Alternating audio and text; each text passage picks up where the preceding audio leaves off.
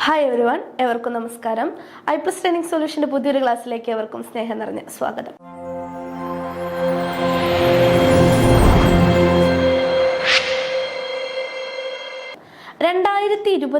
ജൂണിൽ നടക്കുന്ന നെറ്റ് പരീക്ഷ JRFോട് കൂടി ക്രാക്ക് ചെയ്യാൻ ആഗ്രഹിക്കുന്നവരാണോ നിങ്ങൾ?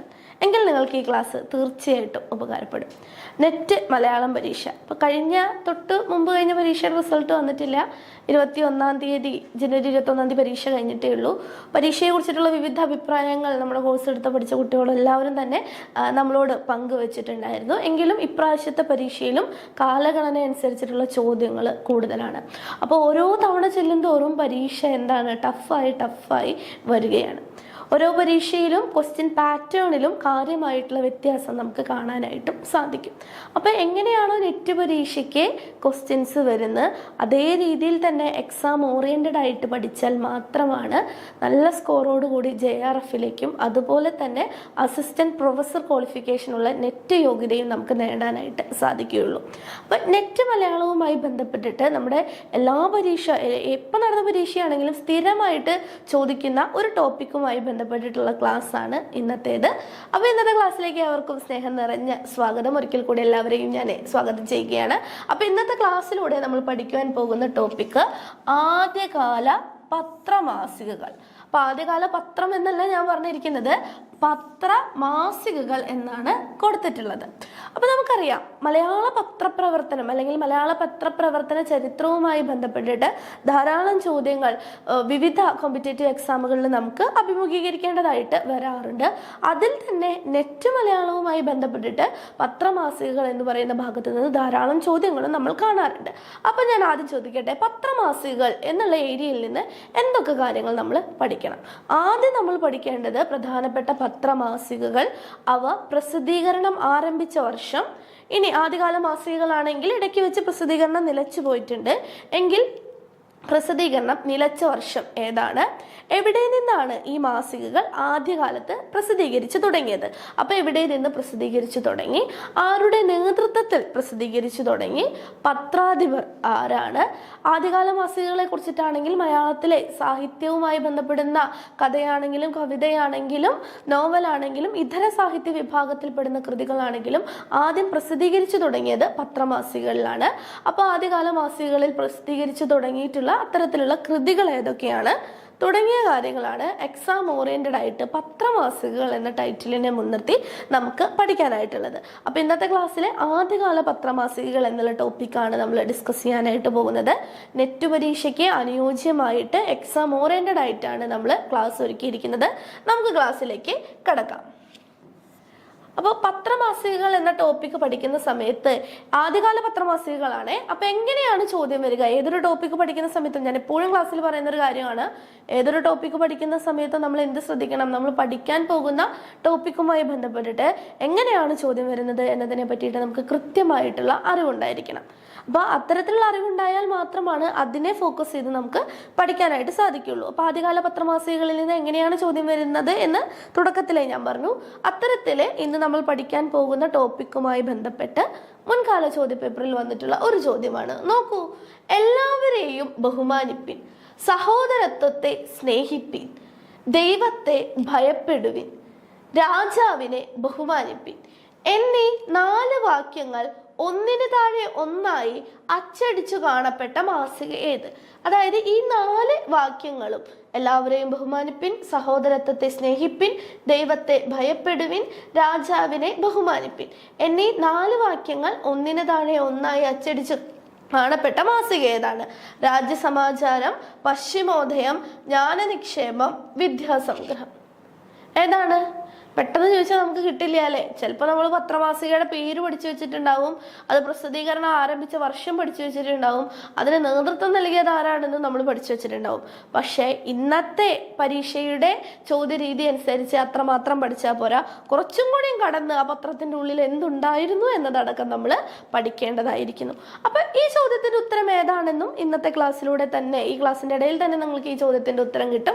നമ്മൾ ക്ലാസ്സിലേക്ക് കടക്കുകയാണ്. അപ്പം എങ്ങനെയാണ് ചോദ്യം വരുന്നത് വരുന്നത് എന്നതിനെ കുറിച്ച് നിങ്ങൾക്ക് വ്യക്തമായ ധാരണയായി എന്ന് ഞാൻ കരുതുന്നു. അപ്പൊ നമ്മൾ ക്ലാസ്സിലേക്ക് കടക്കുകയാണ്. ആദ്യകാല പത്രമാസികകൾ. അപ്പൊ ഇന്നത്തെ ക്ലാസ്സിലൂടെ ഏതൊക്കെ പത്രമാസികകളെയാണ് നമ്മൾ പരിചയപ്പെടുന്നത് എന്നാണ് പറയുന്നത്. അപ്പൊ ആദ്യകാല പത്രമാസികകൾ പറയുന്ന സമയത്ത് നമുക്ക് ഒഴിച്ചുകൂടാനാകാത്ത ഒന്നാണ് ഇത് മലയാള പഞ്ചാംഗം എന്നുള്ളത്. ഇമ്പോർട്ടൻ്റ് ആയിട്ടുള്ള ഒന്നാണ്. അപ്പം നമ്മൾ മലയാള പഞ്ചാംഗത്തെ അടക്കം ഇന്നത്തെ ക്ലാസ്സിൽ, പത്രമാസിക എന്നൊന്നും പറയാൻ പറ്റുന്നില്ല എങ്കിലും മലയാള പഞ്ചാംഗത്തെ അടക്കം ഇന്നത്തെ ക്ലാസ്സിലൂടെ നമ്മൾ പറയുന്നുണ്ട്. പിന്നെ അടുത്തത് രാജസമാചാരം, പശ്ചിമോദയം. പശ്ചിമോദയം എന്നല്ല, പത്രത്തിൽ പശ്ചിമോദയം എന്ന് കൊടുത്തിട്ടുള്ളത് കൊണ്ടാണ് ഞാൻ അങ്ങനെ തന്നെ പറഞ്ഞത്. ഇപ്പൊ നമ്മൾ സാധാരണയായിട്ട് പശ്ചിമോദയം എന്നാണ് പറയാറ്. പിന്നെ അടുത്തത് ജ്ഞാനനിക്ഷേപം. അപ്പൊ ഈ ഒരു സ്ലൈഡിന്റെ പ്രത്യേകത എന്താ? ഇത് എക്സാം ഓറിയന്റഡ് ആയിട്ടുള്ള സ്ലൈഡാണ്. ആദ്യകാല പത്രമാസികകൾ പ്രസിദ്ധീകരണം ആരംഭിച്ച രീതിയിൽ കാലഗണനയനുസരിച്ച് തിരിച്ചെഴുതുക എന്നൊരു ചോദ്യം വന്നാൽ ഈ ഒരൊറ്റ സ്ലൈഡിലൂടെ നിങ്ങൾക്ക് അതിന്റെ എല്ലാത്തിന്റെയും വർഷം കിട്ടി. നോക്കൂ, മലയാള പഞ്ചാംഗം പ്രസിദ്ധീകരിച്ചത് 1846 മലയാള പഞ്ചാംഗം. മലയാളത്തിലെ ആദ്യത്തെ പത്രമാസിക അല്ലെങ്കിൽ ആദ്യത്തെ പത്രം എന്നീ വിശേഷണങ്ങളുള്ള പത്രമാണ് രാജസമാചാരം. രാജസമാചാരം പ്രസിദ്ധീകരണം ആരംഭിച്ചത് 1847 ജൂലൈയിലാണ്. 1847 ജൂലൈയിലാണ് രാജസമാചാരം പ്രസിദ്ധീകരണം ആരംഭിച്ചത്. അടുത്തത് പശ്ചിമോദയമാണ് അഥവാ പശ്ചിമോദയം. നോക്കൂ, അതും 1847 പക്ഷെ ഏത് മാസത്തിലാണ്? ഒക്ടോബറിലാണ്. ഏത് മാസത്തിലാണ്? ഒക്ടോബറിലാണ്. അപ്പൊ 1847 ജൂലൈയിൽ ആദ്യം രാജസമാചാരം വന്നു. പിന്നീട് 1847 ഒക്ടോബറിലെ പശ്ചിമോദയം വന്നു.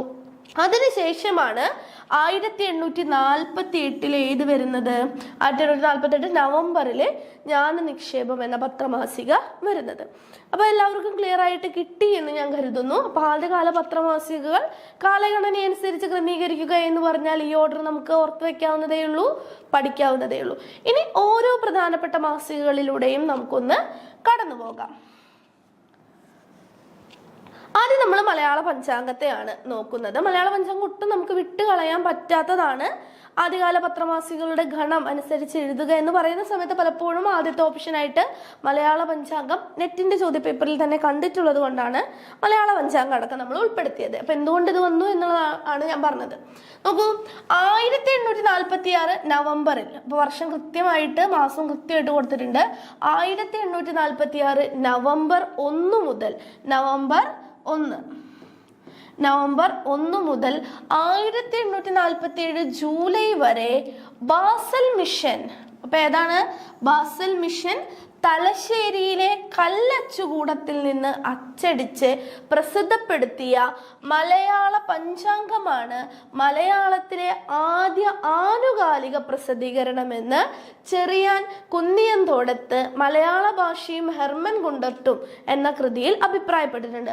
അപ്പൊ ഇതെന്താണ്? ഇതൊരു സ്റ്റേറ്റ്മെന്റ് ആണ്. ആ സ്റ്റേറ്റ്മെന്റിന്റെ ഉള്ളിൽ നിന്ന് തന്നെ ഒരുപാട് പോയിന്റുകൾ നമുക്ക് കിട്ടിയത് കൊണ്ടാണ് അതൊരു സ്റ്റേറ്റ്മെന്റ് അങ്ങനെ തന്നെ ഞാൻ ക്ലാസ്സിൽ ഉൾപ്പെടുത്തിയത്. ചെറിയാൻ കുന്നിയന്തോടത്ത് എന്ന വ്യക്തി മലയാള ഭാഷയും ഡോക്ടർ ഹെർമൻ ഗുണ്ടർട്ടും എന്ന പേരിൽ 1997 പ്രസിദ്ധീകരിച്ച കൃതിയിലാണ് ഈ ഒരു അഭിപ്രായം മുന്നോട്ട് വെച്ചിട്ടുള്ളത്. അപ്പൊ ഈ അഭിപ്രായത്തിൽ നിന്ന് എത്ര പോയിന്റുകൾ നമുക്ക് എക്സാം ഓറിയന്റഡ് ആയിട്ട് കിട്ടി?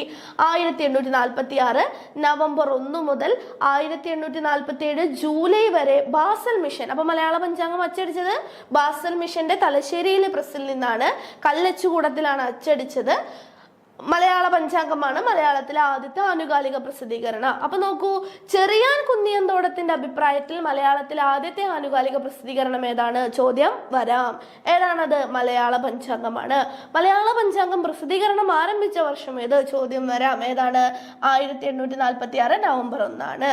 വായനക്കാരെ ആധ്യാത്മികമായി സ്വാധീനിക്കാൻ പര്യാപ്തമായ ഒട്ടേറെ നല്ല കഥകളും ഈ മലയാള പഞ്ചാംഗത്തിൽ ഉണ്ടായിരുന്ന സാഹചര്യത്തിൽ ഒരു മതപ്രചരണ മാസികയുടെ സ്വഭാവവും ഏതിനുണ്ടായിരുന്നു? മലയാള പഞ്ചാംഗത്തിനുണ്ടായിരിക്കാം എന്ന് നമുക്ക് മനസ്സിലാക്കാം. ഇതേ അഭിപ്രായവും ചെറിയാൻ കുന്നിയന്തോടത്താണ് മുന്നോട്ട് വെച്ചിട്ടുള്ളത്. അപ്പൊ മതപ്രചരണാർത്ഥം ലക്ഷ്യം വെച്ചുകൊണ്ട് തന്നെയുള്ളത് തന്നെയായിരുന്നു ഇത് മലയാള പഞ്ചാംഗം എന്നുള്ള മാസിക എന്ന് നമുക്ക് പറയാം. മലയാള പഞ്ചാംഗം 1846, ആരും മറന്നു പോകരുത്. യെസ്.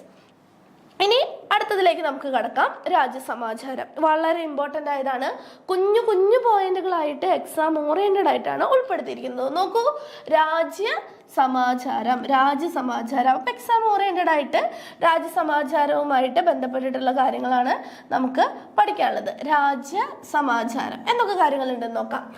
മലയാളത്തിലെ ഒന്നാമത്തെ ആനുകാലിക പ്രസിദ്ധീകരണം, അതാണ് ആദ്യ പോയിന്റും എക്സാം ഓറിയന്റഡ് ആയിട്ടുള്ളതും. ജനറൽ PSC എക്സാമുകൾക്കും HSAക്കും പാർട്ട് ടൈം HSAക്കും HSSTക്കും അടക്കം വന്നിട്ടുള്ള ചോദ്യമാണ്. മലയാളത്തിലെ ഒന്നാമത്തെ ആനുകാലിക പ്രസിദ്ധീകരണം, മലയാളത്തിലെ ഒന്നാമത്തെ പത്രമാസിക ഏതാണ്? രാജ്യസമാചാരമാണ്. 1847 ജൂൺ, ശ്രദ്ധിക്കാം, 1847 ജൂണിൽ തലശ്ശേരിയിലെ ബാസൽ മിഷൻ പ്രസിൽ ഹെർമൻ ഗുണ്ടത്തിന്റെ നേതൃത്വത്തിലാണ് മലയാളത്തിലെ പ്രഥമ മാസിക എന്ന് കരുതപ്പെടുന്ന രാജ്യസമാചാരം അച്ചടിച്ചു വന്നത്. 1847 ജൂണിലാണ് രാജ്യസമാചാരം അച്ചടിച്ചു വന്നത്. കല്ലച്ചിൽ അച്ചടിച്ച പത്രമാണിത്. ഇത് കല്ലച്ചിൽ അച്ചടിച്ച പത്രമാണ്. ഇനി ഇത് കല്ലച്ചാണ് എന്ന് പറഞ്ഞു. അപ്പൊ കല്ലച്ചിലെ ഡി കണ്യൻ കടുവാണ് അക്ഷരങ്ങൾ കൊത്തി തയ്യാറാക്കിയത്. അതായത് ഈ കല്ലച്ചിൽ ഈ അക്ഷരങ്ങൾ എന്താണ് കൊത്തിയെടുത്ത് തയ്യാറാക്കി അതിന്റെ മീതെ മഷി പുരട്ടി പേപ്പർ വെച്ചിട്ട് എന്താണ് പതിച്ചെടുക്കുന്ന രീതി. അപ്പോൾ ഡി കണ്യൻ കടു എന്ന് പറയുന്ന തമിഴ് ക്രിസ്ത്യാനിയായ വ്യക്തിയാണ് അക്ഷരങ്ങൾ, രാജ്യസമാചാരത്തിന് വേണ്ടി അക്ഷരങ്ങൾ കല്ലച്ചിലെ കൊത്തി തയ്യാറാക്കിയത്. രാജ്യസമാചാരം 1847 ജൂണ് തലശ്ശേരിയിലെ ബാസൽ മിഷൻ പ്രസിൽ നിന്ന് ആരുടെ നേതൃത്വത്തിൽ? ഹെർമൻ ഗുണ്ടത്തിന്റെ നേതൃത്വത്തിൽ വന്നു. കല്ലച്ചിൽ അച്ചടിച്ചു. ഡി കണ്യൻ കടുവാണ് അക്ഷരങ്ങൾ കൊത്തി തയ്യാറാക്കിയത്. ഇനി രാജ്യസമാചാരം. രാജ്യസമാചാരത്തിലെ രാജ്യം എന്നതുകൊണ്ട് ഉദ്ദേശിക്കുന്നത് എന്ത്? എപ്പോഴും എക്സാമിന് ചോദിക്കുന്നതാണ്. സെറ്റ് എക്സാമിന്റെ ചോദ്യപേപ്പറിലൊക്കെ ഇത് സ്ഥിരം ക്വസ്റ്റ്യൻ ആയിരുന്നു. നോക്കൂ, രാജ്യസമാചാരത്തിലെ രാജ്യം എന്നുള്ളത് എന്താണ്? ദൈവരാജ്യമാണ്. രാജ്യസമാചാരത്തിലെ രാജ്യം ദൈവരാജ്യമാണ്. അത് ഇമ്പോർട്ടൻ്റ് ആണ് കേട്ടോ.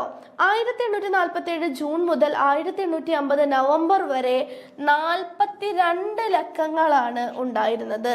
1847 ജൂൺ മുതൽ 1850 നവംബർ വരെ 42 ലക്കങ്ങളാണ് രാജ്യസമാചാരത്തിൻ്റെതായിട്ട് പുറത്തിറങ്ങിയിട്ടുള്ളത്. അപ്പൊ രാജ്യസമാചാരവുമായി എക്സാം ഓറിയന്റഡ് ആയിട്ടുള്ള പോയിന്റുകളാണ് നമ്മൾ പറഞ്ഞത്. ഈ പെർ വായിച്ചാൽ അർത്ഥം തോന്നുമോ എന്നറിയുന്നില്ല. ഇത് രാജ്യസമാചാരത്തിന്റെ ആദ്യ ലക്കത്തില് അച്ചടിച്ച് വന്നിട്ടുണ്ടായിരുന്ന ഒരു സെന്റൻസ് ആയിരുന്നു. ഈ പെർ എന്നതുകൊണ്ട് എന്താ? ഈ പേപ്പർ വായിച്ചാൽ അർത്ഥമൊക്കെ മനസ്സിലാകുമോ എന്നറിയില്ല എന്നുള്ളതായിരുന്നു രാജ്യസമാചാരത്തിലെ ആദ്യ ലക്കത്തിൽ അച്ചടിച്ച് വന്നിട്ടുണ്ടായിരുന്ന ഒരു സ്റ്റേറ്റ്മെന്റ്. അപ്പൊ ഈ ഒരു സെന്റൻസ് തന്നിട്ട് ഇത് ഏത് പത്രവുമായി ബന്ധപ്പെട്ടിരിക്കുന്നു എന്ന് ചോദ്യം വന്നാൽ ഉത്തരം ഏതാണ്? രാജ്യസമാചാരമാണ്. രാജ്യസമാചാരത്തിന്റെ വർഷം ഏതാണ്? 1847 ആണ്. രാജ്യത്തിലെ വിവിധ സ്ഥലങ്ങളിൽ നടക്കുന്ന മിഷനറി പ്രവർത്തനങ്ങളുടെ റിപ്പോർട്ടുകൾ, ഹിന്ദു മുസ്ലിം മതതത്വ വിമർശനം, സദാചാര പാഠങ്ങൾ എന്നിവയായിരുന്നു രാജ്യസമാചാരത്തിന്റെ ഉള്ളടക്കം. അപ്പൊ നമ്മളിപ്പോ എന്താ പറഞ്ഞത്? രാജ്യസമാചാരത്തിന്റെ ഉള്ളടക്കത്തെ കുറിച്ചിട്ടാണ് പറഞ്ഞത്.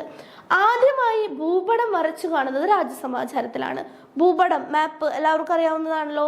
ആദ്യമായിട്ട് ഒരു പത്രത്തിലെ ഭൂപടം വരച്ച് കാണുന്നത് ഏതിലാണ്? രാജ്യസമാചാരത്തിലാണ്. പുതിയൊരു പോയിന്റ് ആയിരിക്കും പലർക്കും, അത് നോട്ട് ചെയ്ത് വെക്കുക. ആദ്യമായിട്ട് ഭൂപടം വരച്ച് കാണുന്നത് രാജ്യസമാചാരത്തിലാണ്. അതും 1848 ഫെബ്രുവരി ലക്കത്തിലാണ് ഈ ഭൂപടം ഉൾപ്പെടുത്തിയിട്ടുള്ളത്. 1848 ഫെബ്രുവരി ലക്കത്തിലാണ് ഈ ഭൂപടം ഉൾപ്പെടുത്തിയിട്ടുള്ളത്. ഇനി ഭൂപടത്തിൽ വരച്ചിരിക്കുന്നത് ഏത് പ്രദേശമാണെന്നും കൂടി നമ്മൾ അറിഞ്ഞിരിക്കണമല്ലോ. മദ്രാസി സംസ്ഥാനത്തിലെ മിസ്യോൺ സ്ഥലങ്ങൾ, ഈ ഒരു ടൈറ്റിലെ മദ്രാസി സംസ്ഥാനത്തിലെ മിസ്യോൺ സ്ഥലങ്ങൾ എന്ന ടൈറ്റിലിന് കീഴിലെ ദക്ഷിണേന്ത്യയുടെ ഭൂപടം വരച്ച് അതിൽ കന്നഡ, തെലുങ്ക് എന്നീ സംസ്ഥാനങ്ങൾ അടയാളപ്പെടുത്തിയിട്ടുണ്ട്. അപ്പോൾ മദ്രാസി സംസ്ഥാനത്തിലെ മിസ്യോൺ സ്ഥലങ്ങൾ എന്ന ശീർഷകത്തിൽ മലയാളത്തിൽ ആദ്യമായി ഒരു പത്രത്തിൽ ഭൂപടം പ്രസിദ്ധീകരിച്ചു വന്നത് ഏത് പത്രത്തിലായിരുന്നു? രാജ്യസമാചാരത്തിലായിരുന്നു. ഇനി രാജ്യസമാചാരത്തിന്റെ ഭാഷയുടെ ഏറ്റവും വലിയ പ്രത്യേകത എന്താ?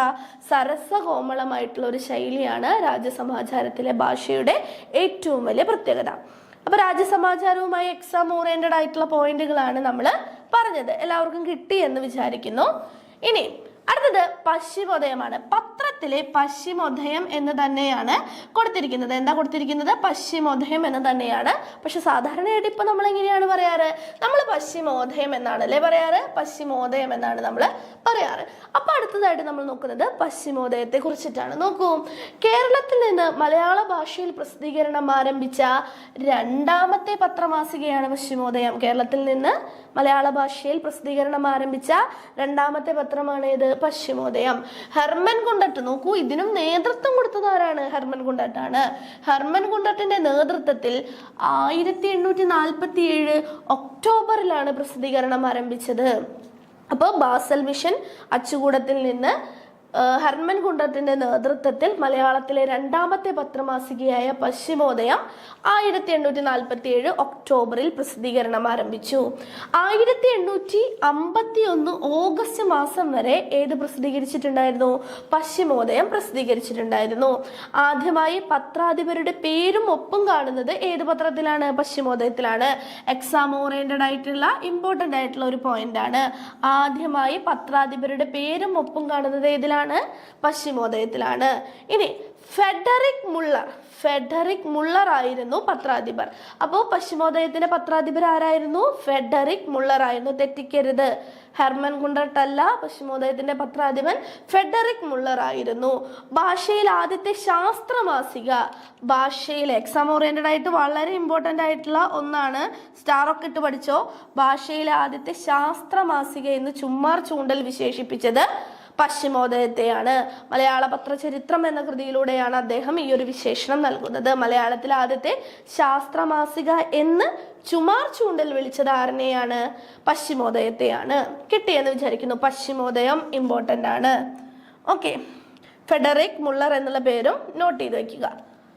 ഇനി 1498 പോർച്ചുഗീസുകാരുടെ വരവ് നമുക്കറിയാലേ. വാസ്കോഡിഗാമ കോഴിക്കോട് കാപ്പാട് കടപ്പുറത്ത് വന്നിറങ്ങിയ ഡേറ്റ് ഇയർ നമുക്കറിയാം, 1498 അപ്പൊ 1498 പോർച്ചുഗീസുകാരുടെ വരവ് മുതലുള്ള ചരിത്രത്തെ അനാവരണം ചെയ്യുന്ന കൃതിയാണ് ഏത്? കേരള പഴമ. കേരളത്തിന്റെ ഉത്പത്തി, ഭൂമിശാസ്ത്രം, ആധുനിക ശാസ്ത്രം എന്നിവയെ പറ്റിയുള്ള ലേഖനങ്ങൾ ഉണ്ടായിരുന്നു ഏതിലെ? പശ്ചിമോദയം. അപ്പൊ പശ്ചിമോദയത്തിലെ ഉള്ളടക്കത്തെ കുറിച്ചിട്ടാണ് നമ്മൾ പറഞ്ഞത്. പോർച്ചുഗീസുകാരുടെ വരവ് മുതലുള്ള കേരള ചരിത്രത്തെ കുറിച്ച് പറയുന്ന കേരള പഴമ, കേരളത്തിന്റെ ഉൽപ്പത്തി എങ്ങനെയാണ്, ഭൂമിശാസ്ത്രപരമായിട്ടുള്ള പ്രത്യേകതകൾ, ആധുനിക ശാസ്ത്രവുമായി ബന്ധപ്പെടുന്ന ലേഖനങ്ങൾ എന്നിവയെ പറ്റിയിട്ടൊക്കെ ഏതിലെ വിവരങ്ങൾ ഉണ്ടായിരുന്നു? പശ്ചിമോദയത്തിൽ ഉണ്ടായിരുന്നു. ജ്യോതിഷ വിദ്യയിൽ സൂര്യചന്ദ്രന്മാർ. അപ്പോൾ പശ്ചിമോദയത്തിലെ മറ്റൊരു പങ്ക്തിയാണ് ഇത്? ജ്യോതിഷ വിദ്യ എന്നുള്ള ഭാഗം. അതിലെ സൂര്യചന്ദ്രന്മാർ ഉൾപ്പെട്ട നക്ഷത്രങ്ങള്, ഗ്രഹങ്ങള്, അവ തമ്മിലുള്ള ദൂരം, അവയുടെ സഞ്ചാരപഥം എന്നിവ ചിത്രം സഹിതം ഏതിൽ ഉൾപ്പെടുത്തിയിരുന്നു? പശ്ചിമോദയത്തിൽ ഉൾപ്പെടുത്തിയിരുന്നു. ഇനി അടുത്തതാണ് എക്സാം ഓറിയന്റഡ് ആയിട്ട് വളരെ ഇമ്പോർട്ടന്റ് ആയിട്ടുള്ള ഒരു പോയിന്റ്. മാപ്പിളമാരെ ചോനകരെന്നും ഈജിപ്ഷ്യൻസിലെ മിസ്ര എന്നും വിളിച്ചിരുന്നതായിട്ട് കാണുന്നു. അപ്പൊ പശ്ചിമോദയത്തിലാണ് എന്ത് കാണുന്നത്? മാപ്പിളമാരെ ചോനകരെന്നും ഈജിപ്ഷ്യൻസിനെ മിസ്ര എന്നും വിളിച്ചു കാണുന്നത് ഏത് പത്രത്തിലാണ്? പശ്ചിമോദയത്തിലാണ്. ഇതൊക്കെ മോസ്റ്റ് ഇമ്പോർട്ടൻ്റ് ആയിട്ടുള്ള പോയിന്റുകളാണ്, പലപ്പോഴും പരീക്ഷയ്ക്ക് ചോദിച്ചിട്ടുള്ളതാണ്. അപ്പോൾ നിങ്ങൾക്കറിയാം, മലയാള അധ്യാപനവുമായി ബന്ധപ്പെട്ടിട്ടുള്ള PSC എക്സാമുകൾക്ക് പ്രിപ്പയർ ചെയ്യുന്നവരാണെങ്കിലും അവർക്കും ഈ ക്ലാസ് യൂസ്ഫുൾ ആയിരിക്കും. അപ്പോഴും സ്റ്റേറ്റ്മെന്റ് ടൈപ്പിലുള്ള ചോദ്യങ്ങൾ അവിടെ കൂടുതലായിട്ട് കാണാം. ഇനി പതുക്കെ ചിലപ്പോൾ നെറ്റ് എക്സാമിൽ അത്തരത്തിലുള്ള ചോദ്യങ്ങൾ വരാനുള്ള സാധ്യതയും മുന്നിൽ കണ്ടുകൊണ്ടാണ് ഇത്തരത്തിലുള്ള ടോപ്പിക് പോയിന്റുകൾ നമ്മൾ ക്ലാസ്സിൽ ഉൾപ്പെടുത്തുന്നത്. അപ്പോൾ പശ്ചിമോദയത്തിൽ മാപ്പിളമാരെ ചോനകരെന്നും ഈജിപ്ഷ്യൻസിനെ മിസ്ര എന്നും നമ്മൾ വിളിച്ച് കാണുന്നു. ഇനി അടുത്തത് സാമാന്യവത്കൃതമായിട്ടുള്ള ഒരു ഭാഷ, എല്ലാവർക്കും പൊതുവെ മനസ്സിലാകുന്ന രീതിയിൽ സാമാന്യമായിട്ടുള്ള ഒരു ഭാഷയാണ് ഉപയോഗിച്ചിരുന്നത്. അടുത്തത് മോസ്റ്റ് ഇമ്പോർട്ടൻ്റ് ആയിട്ടുള്ള ഒരു സ്റ്റേറ്റ്മെന്റ് ആണ്. വെളിച്ചം പൂർവ്വദിക്കിൽ നിന്ന് മാത്രമല്ല പശ്ചിമ ദിക്കിൽ നിന്നും വരുന്നത് ആശ്ചര്യം തന്നെ. അപ്പൊ പശ്ചിമോദയത്തിലെ ആദ്യ പ്രസ്താവനയാണിത്. എന്താണ് ആ പ്രസ്താവന? വെളിച്ചം പൂർവ്വദിക്കിൽ നിന്നും മാത്രമല്ല പശ്ചിമ ദിക്കിൽ നിന്നും വരുന്നത് ആശ്ചര്യം തന്നെ. അപ്പൊ ഈ പ്രസ്താവന ഏത് പത്രവുമായി ബന്ധപ്പെട്ടിരിക്കുന്നു? അങ്ങനെ ചോദ്യം വരാം. ഏത് പത്രവുമായി? പശ്ചിമോദയവുമായി ബന്ധപ്പെട്ടിരിക്കുന്ന പ്രസ്താവനയാണ്. ഇനി നവീന ശാസ്ത്ര വിഭാഗങ്ങളെ മലയാളികൾക്ക് പരിചയപ്പെടുത്തുക എന്നുള്ളതായിരുന്നു പശ്ചിമോദയത്തിന്റെ എന്താണ് മൊത്തത്തിലുള്ള ഉദ്ദേശ്യം എന്ന് പറയുന്നത്. അപ്പൊ പശ്ചിമോദയവുമായി ബന്ധപ്പെട്ട് എക്സാം ഓറിയന്റഡ് ആയിട്ടുള്ള പോയിന്റുകളൊക്കെ നമ്മൾ ചർച്ച ചെയ്ത് കഴിഞ്ഞു. അടുത്ത ടോപ്പിക്കിലേക്ക് നമ്മൾ കടക്കുകയാണ്. അടുത്തത് ഏതാണ്? ജ്ഞാന നിക്ഷേപമാണ്. ഒരുപാട് പോയിന്റുകൾ നമുക്ക് ഏതിനെ കുറിച്ച് പറയാനായിട്ടുണ്ട്? ജ്ഞാന നിക്ഷേപത്തെ കുറിച്ച് പറയാനായിട്ടുണ്ട്. എക്സാം ഓറിയന്റഡ് ആയിട്ടുള്ള ഒരുപാട് പോയിന്റുകൾ. നോക്കൂ, ആദ്യത്തെ പോയിന്റ് സിമ്പിളാണ്. കേരളത്തിലെ 3ാമത്തെ മാസിക. അപ്പൊ ആദ്യം രാജ്യസമാചാരം പറഞ്ഞു, പശ്ചിമോദയം പറഞ്ഞു, 3ാമതാണ് ഏത് വരുന്നത്? ജ്ഞാന നിക്ഷേപം വരുന്നത്. ഇളക്കി മാറ്റാവുന്ന അച്ചുകൾ ഉപയോഗിച്ചുകൊണ്ട് മുദ്രണം ചെയ്ത ആദ്യത്തെ ആനുകാലികമാണ്. നോക്കൂ, ഇളക്കി മാറ്റാവുന്ന അച്ചുകൾ ഉപയോഗിച്ച് നമുക്ക് ഒരു വട്ടം ഇളക്കി മാറ്റിയിട്ട് വേറെ വാക്കുകൾ കൂട്ടിച്ചേർത്ത് അത്തരത്തിലുള്ള അച്ചുകൾ ഉപയോഗിച്ച് മുദ്രണം ചെയ്ത ആദ്യത്തെ ആനുകാലികമാണ് ജ്ഞാന നിക്ഷേപം. 1-ാം പേജിൽ ഏറ്റവും മുകളിൽ ലക്ക നമ്പർ, വലത്തെ അറ്റത്ത് അതിന്റെ വില, ശീർഷകം എന്നിവ ഇംഗ്ലീഷിലും മലയാളത്തിലും ഉൾപ്പെടുത്തിയതായി കാണുന്നു. അപ്പൊ ജ്ഞാന നിക്ഷേപം മലയാളത്തിലെ 3ാമത്തെ മാസിക, ഇളക്കി മാറ്റാവുന്ന അച്ചുകൾ ഉപയോഗിച്ചുകൊണ്ടുള്ള ആദ്യത്തെ മാസിക. 1-ാം പേജിൽ ഏറ്റവും മുകളിലായിട്ട് ലക്ക നമ്പർ, വലത്തെ അറ്റത്ത് വില, ശീർഷകം എന്നിവ ഇംഗ്ലീഷിലും മലയാളത്തിലും കൊടുത്തിരിക്കുന്നു. Then next point, the treasury of knowledge, അതായത് ജ്ഞാന നിക്ഷേപം. ദി ട്രഷറി ഓഫ് നോളജ് എന്ന് മലയാളത്തിലും അതുപോലെ തന്നെ ഇംഗ്ലീഷിലും കൊടുത്തിട്ടുണ്ട്. 1848 നവംബർ 1 CMS പ്രസ്സിൽ നിന്നും പ്രസിദ്ധീകരണം ആരംഭിച്ചു. നോക്കൂ, ഇത്ര രാജ്യസമാചാരവും പശ്ചിമോദയവും ഏത് പ്രസ്സുമായി ബന്ധപ്പെട്ടതാണ്? ബാസൽ മിഷൻ പ്രസ്സുമായി ബന്ധപ്പെട്ടതാണ്. കോട്ടയത്തെ CMS പ്രസ്സിൽ നിന്നാണ് ജ്ഞാന നിക്ഷേപം പ്രസിദ്ധീകരിക്കുന്നത്. അപ്പൊ മാസികകളുമായി ബന്ധപ്പെട്ട് എവിടെ നിന്ന് പ്രസിദ്ധീകരിച്ചു എന്നുള്ളത് ഇമ്പോർട്ടന്റ് ആണ്. എന്ന് പ്രസിദ്ധീകരിച്ചു, എവിടെ നിന്ന് പ്രസിദ്ധീകരിച്ചു, ആരുടെ നേതൃത്വത്തിൽ പ്രസിദ്ധീകരിച്ചു? പോയിന്റ് പിടിച്ചോ. 1848 നവംബർ 1 കോട്ടയം CMS പ്രസ്സിൽ നിന്നും പ്രസിദ്ധീകരണം ആരംഭിച്ചു. കോട്ടയത്തെ CMS പ്രസ്സിൽ നിന്ന് അച്ചടിച്ച ആദ്യത്തെ ആനുകാലികം കൂടിയാണ് ഏത്? ജ്ഞാന നിക്ഷേപം. കോട്ടയത്തെ CMS പ്രസ്സിൽ നിന്നും അച്ചടിച്ച ആദ്യത്തെ ആനുകാലികം കൂടിയാണ് ജ്ഞാന നിക്ഷേപം. ഇനി ജ്ഞാന നിക്ഷേപം അപ്പൊ എവിടെ നിന്ന് എന്ന് പ്രസിദ്ധീകരിച്ചു എന്ന് പറഞ്ഞു. ആരുടെ നേതൃത്വത്തിൽ? നോക്കൂ, റവറന്റ് ജോർജ് മാത്തനായിരുന്നു ജ്ഞാന നിക്ഷേപത്തിന്റെ പത്രാധിപർ. റവറന്റ് ജോർജ് മാത്തനായിരുന്നു ജ്ഞാന നിക്ഷേപത്തിന്റെ പത്രാധിപർ. വിദ്യാധനം സർവധനാൽ പ്രധാനം എന്ന ശ്ലോകം മുഖമുദ്രയായി രേഖപ്പെടുത്തിയിരിക്കുന്നു. വിദ്യാധനം സർവധനാൽ പ്രധാനം എന്ന ശ്ലോകം മുഖമുദ്രയായിട്ട് എന്താണ് പ്രസിദ്ധീകരിച്ചിട്ടുള്ള മാസികയാണ് ഏത് മാസിക? നമ്മുടെ ജ്ഞാന നിക്ഷേപം മാസിക. എല്ലാവരെയും ബഹുമാനിപ്പിൻ, സഹോദരത്വത്തെ സ്നേഹിപ്പിൻ, ദൈവത്തെ ഭയപ്പെടുവിൻ, രാജാവിനെ ബഹുമാനിപ്പിൻ എന്നീ 4 വാക്യങ്ങൾ ഒന്നിനു പിറകിൽ ഒന്നായി ചേർത്തിരിക്കുന്ന മാസികയും ഏതാണ്? ജ്ഞാന നിക്ഷേപമാണ്. അപ്പോൾ ഈ ഒരു ലൈൻ നമ്മൾ വേറെ എവിടെ കണ്ടേ? നമ്മൾ ഇന്നത്തെ ക്ലാസ് തുടങ്ങുന്നതിന് മുമ്പായിട്ടൊരു ചോദ്യം കണ്ടു അല്ലേ? അപ്പൊ അതിനുത്തരം എല്ലാവർക്കും കിട്ടിയിട്ടുണ്ടാവുമല്ലോ. വിദ്യാധനം സർവധനാൽ പ്രധാനം എന്ന ശ്ലോകം മുഖമുദ്രയായി രേഖപ്പെടുത്തിയിരിക്കുന്ന മാസികയാണ് എല്ലാവരെയും ബഹുമാനിപ്പിൻ, സഹോദരത്വത്തെ സ്നേഹിപ്പിൻ, ദൈവത്തെ ഭയപ്പെടുവിൻ, രാജാവിനെ ബഹുമാനിപ്പിൻ എന്നിങ്ങനെയുള്ള 4 വാക്യങ്ങൾ ഒന്നിനു പിറകിൽ ഒന്നായി ചേർത്തിരിക്കുന്ന മാസികയാണ് ജ്ഞാന നിക്ഷേപം. ദൈവത്തെക്കുറിച്ചുള്ള ഭയം ജ്ഞാനത്തിന്റെ ആരംഭം, ബുദ്ധിഹീനന്മാർ വിദ്യയെ നിരസിക്കുന്നു എന്നിങ്ങനെയുള്ള ആമുഖവാക്യങ്ങളുമുണ്ട്. അപ്പൊ ഈ സ്ലൈഡിൽ ഉൾപ്പെടുത്തിയിരിക്കുന്നത് മുഴുവൻ ജ്ഞാന നിക്ഷേപത്തിൽ അച്ചടിച്ചു വന്നിട്ടുള്ള പ്രധാനപ്പെട്ട വാക്യങ്ങളാണ്. ഇത് എക്സാം ഓറിയന്റഡ് ആയിട്ട് പലപ്പോഴും ചോദിച്ചിട്ടുണ്ട്, ഇനി ചോദിക്കാനുള്ള സാധ്യതയും കൂടുതലാണ്. അപ്പൊ എല്ലാതും നോട്ട് ചെയ്ത് വെക്കുക. ഓക്കെ, ജ്ഞാന നിക്ഷേപവുമായി ബന്ധപ്പെട്ടിട്ട് എക്സാം ഓറിയന്റഡ് ആയിട്ടുള്ള കാര്യങ്ങൾ. ഇനി ബെഞ്ചമിൻ ബെയ്ലി രൂപപ്പെടുത്തിയതും ഉരുണ്ട വടിവത്തതുമായ ആധുനിക മലയാള അക്ഷരങ്ങൾക്ക് പ്രചാരണം നൽകിയത് ജ്ഞാന നിക്ഷേപമാണ്. ബെഞ്ചമിൻ ബെയ്ലി നമുക്ക് എല്ലാവർക്കും പരിചിതമായിട്ടുള്ള പേരാണ് അല്ലെ? അപ്പൊ ബെഞ്ചമിൻ ബെയ്ലി രൂപപ്പെടുത്തിയതും ഉരുണ്ടതും വടിവത്തതുമായിട്ടുള്ള മലയാള അക്ഷരങ്ങൾ. നോക്കൂ, ഈ അക്ഷരങ്ങളൊക്കെ ഉരുണ്ട അക്ഷരങ്ങളാണ്. അപ്പൊ ഇന്ന് നമ്മൾ കാണുന്ന ഉപയോഗിക്കുന്ന ഈ വടിവത്ത ഉരുണ്ട അക്ഷരങ്ങളുടെ ശില്പി ആരാണ്? ബെഞ്ചമിൻ ബെയ്ലി ആണ് കേട്ടോ. അപ്പൊ ബെഞ്ചമിൻ ബെയ്ലി രൂപപ്പെടുത്തിയതും ഉരുണ്ട് വടിവത്തതുമായ ആധുനിക മലയാള അക്ഷരങ്ങൾക്ക് പ്രചാരണം നൽകിയ മാസിക ഏതാണ്? ജ്ഞാന നിക്ഷേപമാണ്. ശാസ്ത്ര സംബന്ധിയും ശാസ്ത്രീയേതരവുമായ ലേഖനങ്ങൾ അച്ചടിച്ചിരുന്നു. അപ്പൊ ശാസ്ത്രവുമായി ബന്ധപ്പെടുന്നതും ശാസ്ത്രവുമായി ബന്ധമില്ലാത്തതുമായിട്ടുള്ള കാര്യങ്ങൾ അച്ചടിച്ചിരുന്നു. അതത് മാസത്തെ ഇംഗ്ലീഷ് മലയാളം കലണ്ടറുകൾ ആദ്യമായി പ്രസിദ്ധീകരിച്ചത് ഏതിലാണ്? ജ്ഞാന നിക്ഷേപത്തിലാണ്. ആധുനിക പത്രമാസികകളുടെ മുന്നോടി എന്ന് വിശേഷിപ്പിക്കാവുന്ന ആനുകാലികം കൂടിയാണ് ജ്ഞാന നിക്ഷേപം. അപ്പൊ അതത് മാസത്തെ ഇംഗ്ലീഷ് മലയാളം കലണ്ടറുകൾ പ്രസിദ്ധീകരിച്ചിട്ടുണ്ട് എന്നുള്ള കാര്യം നോട്ട് ചെയ്ത് വെക്കുക.